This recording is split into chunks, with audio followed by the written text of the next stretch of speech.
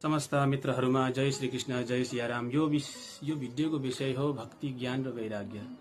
हामी यसमा चिन्तन गरौं कि केवल भक्तिले मोक्ष प्राप्त हुन्छ या केवल ज्ञानले मोक्ष प्राप्त हुन्छ या केवल वैराग्यले मोक्ष प्राप्त हुन्छ। यसमा हामी केही चिन्तन या मनन गरौं।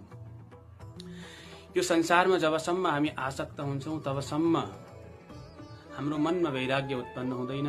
वैराग्य उत्पन्न नभएसम्म हाम्रो मनमा भक्ति पनि उत्पन्न हुँदैन। किनकि जबसम्म यो संसारको भोग गर्ने इच्छा हाम्रो मनमा बसिरहन्छ तबसम्म यो संसार नै हाम्रो लक्ष्य हुन्छ, ईश्वर लक्ष्य हुँदैनन्। त्यही भएर सबैभन्दा पहिले संसारको नश्वरताको बारेमा, क्षणभङ्गुरताको बारेमा हाम्रो ज्ञान हुनुपर्छ।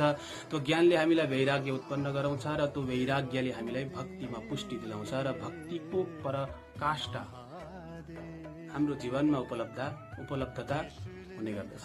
त्यही भएर जडमा ज्ञानको बहुत ठूलो भूमिका हुन्छ र त्यही ज्ञानबाट वैराग्य र वैराग्यबाट नि भक्ति पुष्ट हुने गर्दछ।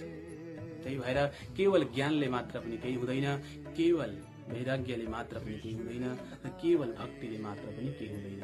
दुनियाँमा आज केवल भक्तिले सबै थोक हुन्छ भन्ने एउटा धारणा व्यापक रूपमा छ, जो